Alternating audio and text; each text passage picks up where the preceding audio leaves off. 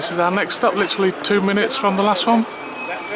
It's actually, guide said it's where Jesus spent at a house for the last 3 years of his life. Entering the town, what's left of the town of Capernaum, most of the villages here in this area were destroyed by an earthquake in the 8th century. So when the researchers came here, they found everything ruined, but it wasn't destroyed. It's just the rocks, the stones fell down, but everything is still there. So they reconstructed what they could. It is said that what is the difference between a little village and a town? If you have some people that are not working, they are beggars or they are artists, so it makes a village into a town. And what makes a town into a city? If you have at least 10 beggars. So here you can see one beggar in the street. Oh, yeah. Maybe if you've been to Tel Aviv you saw more. Yeah. When I was a child we didn't have none in Tel Aviv, now fortunately. So our guide's playing ukulele, so you'll never miss him.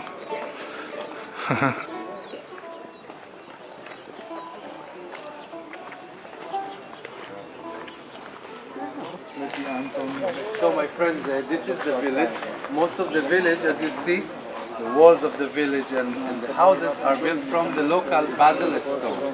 But the monumental building and some of the tombs you see and the columns that you see in the back, I call it the graveyard for stones, are built from limestone, from the white stone. So I call it the black and white city. Most of the houses are black, but the monumental building, the synagogue, is built from the white stone. It gives you really a unique feeling. It's really a feeling that you get only here next to the lake. There were synagogues from the Byzantine time. It means that the Christians, when they ruled, when the Roman Empire became Christian, they allowed the Jewish people to thrive with them. And when all the empire became Christian, everybody wanted something from the Holy Land. And underneath the church is St. Peter's house. That is where Jesus lived the last 3 years of his life. I presume this is where he left when he went to Jerusalem. Very good. It's good, isn't it? It has the like spaceship. Yeah, it does, yeah.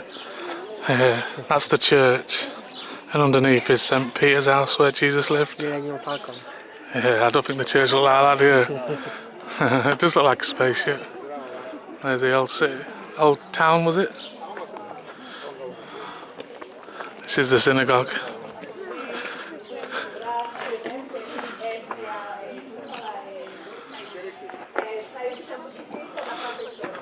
Synagogue is not very different from the church. You have two naves and one main area and the apsis. Okay, it's in our religion we don't have the apsis. We have the Ark of the Covenant. It's like, since we don't have the temple, when the Jewish people had the temple in Jerusalem, the prayers were only in the temple and they were done by the high priest. And we would come 3 times a year to make our sacrifice, and that's it. Most of the year we just do our ceremonies for Shabbat, for weddings, bar mitzvah, and so on. And that's it. And the prayers are done by the people in Jerusalem. Usually we used to pray like you see the Muslims today. Facing down, everything, no benches, nothing. Okay, the elderly people could sit in the benches on the side. Since Islam started to imitate Jewish religion, we stopped. We stopped doing that and learned from Christianity to sit down and listen to the pastor speak for us. Okay, so you see everything is fully mixed, like I don't know, like a stew. One thing I haven't pointed out yet today, it's absolutely boiling hot. It's March the... What day is it today? March the 6th. And it is scorching. So that's what the synagogue would have looked like. 1, 2, 3, 4, 5 entrances. 1, 2, 3, yeah, 5 entrances. So the big one there where Pete stood would have had the arch over there.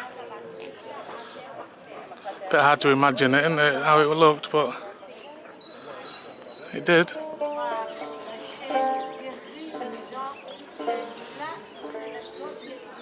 When the Catholic archaeologists came here, they didn't know exactly what each structure was, because everything was ruined.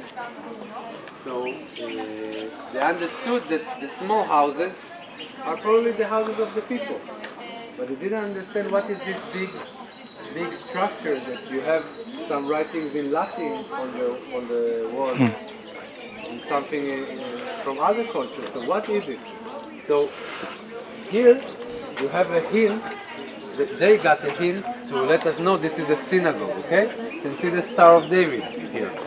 Okay, you can see writings in Hebrew. Okay, you can see the temple. You see the picture of the temple. So when you put all of this together, you understand this is a synagogue and not a church and not something else, because no one would put these Jewish symbols in his house. Maybe in the Jewish place they can have some writings in Latin, but it's not the other way around.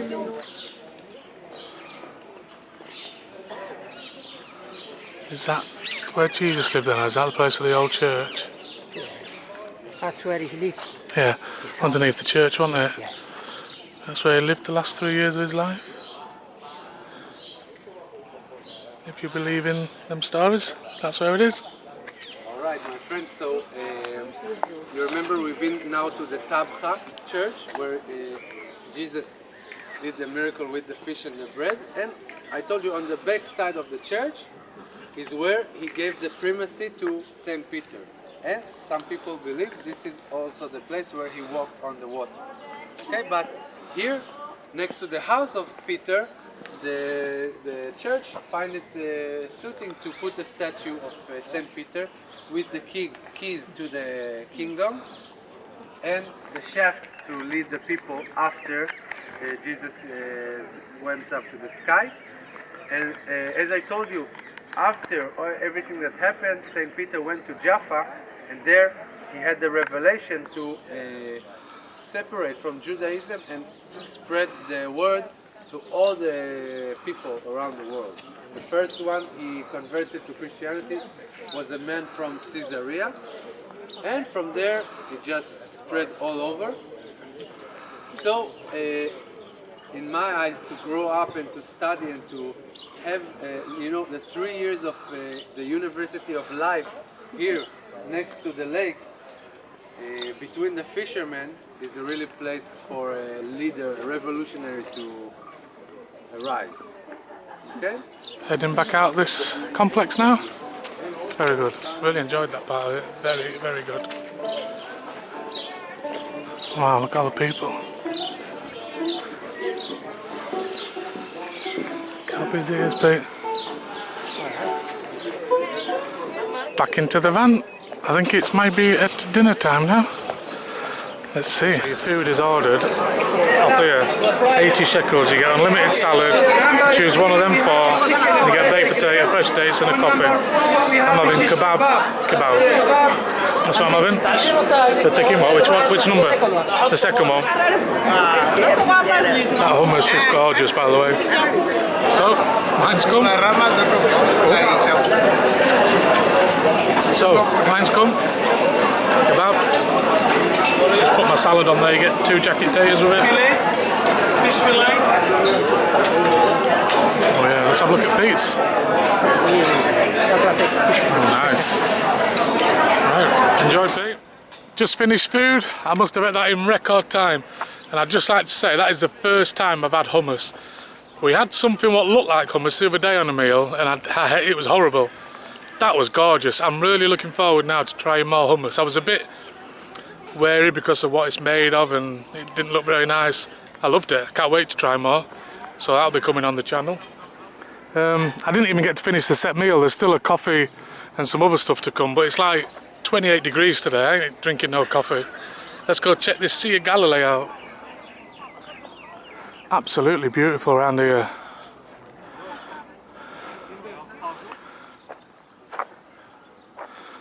It's even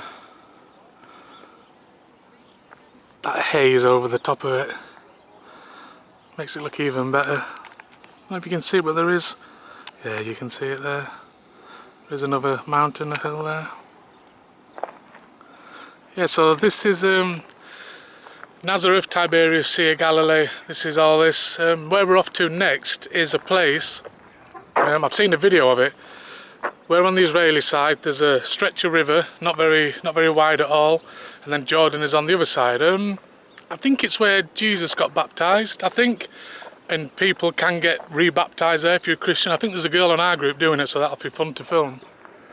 So yeah, that's where we're heading after this, I think. It's been a fantastic... I never thought I'd go in my life that I would head to Nazareth. Never in my life did I think I'd see the Sea of Galilee. Do you know, I'm not really religious, but I know what these things are. In fact, when we looked at the Israel trip, I'm quite surprised how much I actually knew. There's loads of stuff, yeah. Loads of stuff what I'd heard of, what I knew more than what I thought, to be honest. Just waiting for Pete now, get some pictures. You wouldn't think it was Israel though, would you? You really wouldn't. Stunning. Well, look what I've spotted. What are you doing here? What a surprise. Did you pay for dinner? Yeah. Yeah, what did you do? It don't work for coffee. Why? It was like in Amsterdam, just small, you know. That was it. Yeah, I left before the end of dinner. I think I said that. Come on then, I've given my opinion, Pete. What's your... We've still got to do the christening bit, haven't we? Yeah, yeah. But so far, I enjoyed. it's good, isn't it? Definitely worth £70. Yeah, and like close to nature, you know, it's just Yeah. something different, you know. For 70 quid, I think it's a right good deal.